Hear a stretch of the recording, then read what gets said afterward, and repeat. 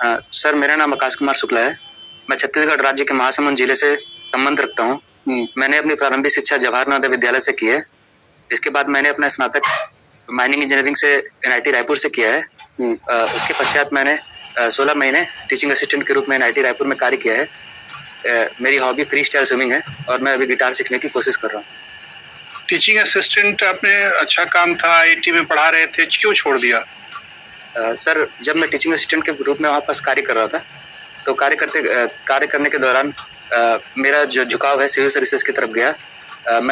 मैंने विचार किया कि यहाँ पास मैं टीचिंग असिस्टेंट के रूप में कार्य करते हुए सिर्फ एक ही फील्ड पे अपना कंट्रीब्यूशन कर पाऊंगा, लेकिन सिविल सर्विसेज में मुझे वो अपॉर्चुनिटी मिलेगी जहाँ एक समय में मैं कई फील्ड में मुझे जाने का मौका मिलेगा। क्या अवसर मिलेंगे आपको अगर आप प्रशासक बन जाएंगे तो? सर अगर मैं प्रशासक बन जाऊंगा तो सर जो डाइवर्सिटी ये सर्विस मुझे प्रोवाइड करेगी, इसके अंतर्गत सर एक डिस्ट्रिक्ट कलेक्टर के रूप में कार्य करने का जो मौका मिलेगा, इसके साथ साथ सर अनेक सरकार के जो विभाग होते हैं उनमें भी सर मुझे एक आईएएस अधिकारी अधिक से अधिक कितने वर्षों तक डिस्ट्रिक्ट कलेक्टर बनता है? सर ये डिपेंड करता है कि आईएएस अधिकारी कौन से राज्य में कार्य कर रहा है। ठीक, मान लीजिए छत्तीसगढ़ राज्य में कार्य कर रहे हो तो सर मैक्सिमम 6 से 8 साल रहता है सर छत्तीसगढ़ राज्य में। अच्छा, इतने दिन रह जाते हैं। ठीक है, लेकिन आपका 30 वर्ष का कार्यकाल में 6 ही साल आप डीएम रहेंगे, बाकी तो और किसी पद पे रहेंगे। डीएम के रूप में भी आप कह रहे हैं कि डाइवर्सिटी होगी, क्या क्या काम करना होता है डीएम को? सर डिस्ट्रिक्ट मजिस्ट्रेट के रूप में सर एक काम रेवेन्यू मजिस्ट्रेट के रूप में कार्य करने का रहता है। अच्छा, क्या रेवेन्यू वसूलते हैं डीएम? सर रेवेन्यू मामले का जो सर अपीलेट अथॉरिटी रहती है डीएम की, जो कि एसडीएम के ऊपर में रहता है। जो मामला एसडीएम के कोर्ट से लेकर अपील के रूप में डीएम के कोर्ट में जाता है, वो उसका मामले का निवारण करते हैं। कौन कौन से राजस्व मामले आते हैं डिस्ट्रिक्ट कलेक्टर के कोर्ट में? सर राजस्व मामले के अंतर्गत भूमि को लेकर अगर विवाद है 2 पार्टियों के बीच में, वह मामले आते हैं।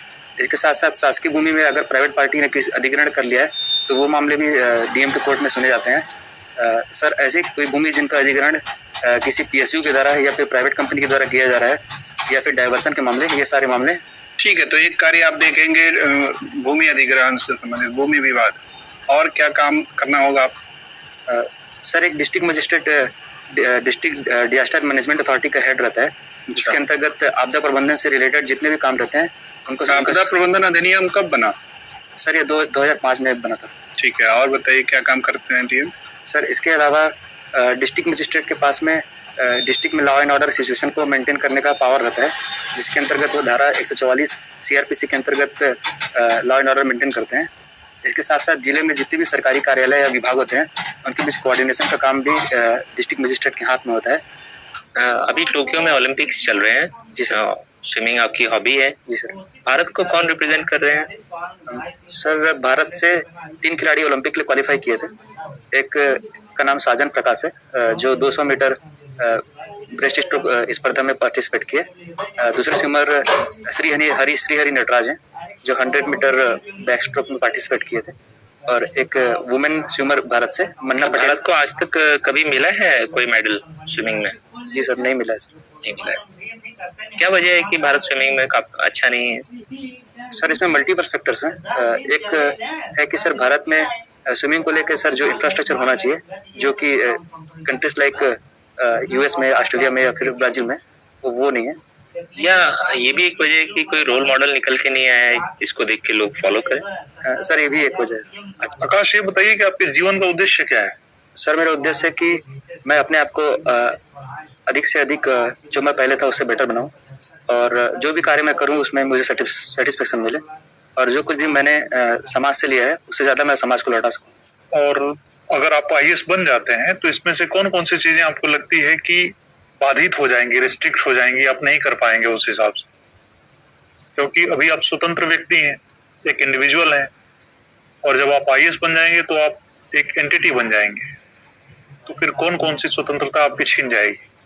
सर मैंने जो 3 चीजें आपको बताई उसमें मुझे लगता है कि ये तीनों चीजें बाधित नहीं होंगी आईएएस बनने के बाद।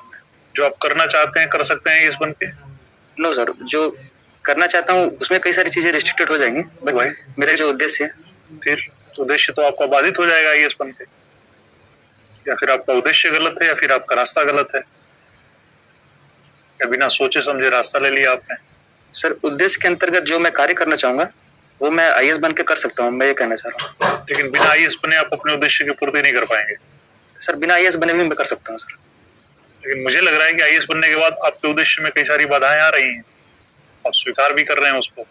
सर अगर कार्य के स्कोप की बात करें तो उसमें बाधा आ सकती है, लेकिन कार्य के उद्देश्य के लक्ष्य प्राप्ति की बात करें मतलब तो उद्देश्य ही बदल देंगे उसके बाद? नहीं सर, उद्देश्य नहीं बदलूंगा। अभी तक की आपकी सबसे बड़ी अचीवमेंट क्या रही है अपनी जिंदगी में इस इंटरव्यू के अलावा?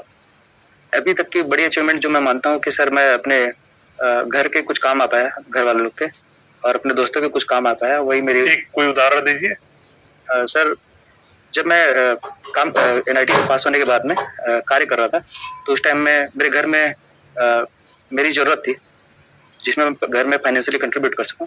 ठीक है, और सबसे बड़ा फेलियर क्या रहा है आपकी जिंदगी का? सर अभी सोच नहीं पा रहा हूँ इसको। चलिए अच्छी बात है, फेल हुए ही नहीं होंगे ना। असफलता क्या होती है? सर असफलता वो होती है कि हम अपने पूरे प्रयास के बाद में भी जिस चीज को पाना चाहें उसमें हम जब नाकाम होते हैं, अपने एक्सपेक्टेशन पे खरा नहीं उतर पाते, तो वो एक इंडिविजुअल सेल्फ के लिए असफलता। आकाश, आपने नवोदय स्कूल से पढ़ाई की है? जी मैम।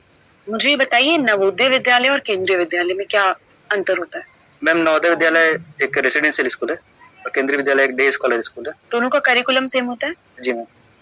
ठीक है, अगर आप सिविल सर्वेंट बन जाते हैं और आपको आगे चॉइस दी जाती है कि आपको अपने बच्चे को या तो प्राइवेट स्कूल में भेजना है या नवोदय स्कूल में भेजना है, आप किस में भेजना पसंद करेंगे? मैम नवोदय विद्यालय।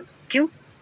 मैम मैंने वहाँ से पढ़ाई की और मैंने देखा है कि वहाँ पास क्वालिटी एजुकेशन दिया जाता है। तो आप कह रहे हैं प्राइवेट स्कूल में क्वालिटी एजुकेशन नहीं दिया जाता? मैम प्राइवेट स्कूल में भी दिया जाता है, लेकिन नवोदय विद्यालय में मैम वहाँ पास क्वालिटी एजुकेशन के साथ साथ जो सर्वांगीण विकास एक छात्र का रहता है उसके ऊपर भी कार्य किया जाता है। और सबसे यूनिक चीज जो नवोदय विद्यालय की, वहाँ पास त्रिभाषा मतलब 3 लैंग्वेज फार्मूला चलता है, जिसके अंतर्गत आप हिंदी, इंग्लिश और कोई इंडिया की तीसरी लैंग्वेज भी आप सीख सकते हैं। तो ये एक यूनिक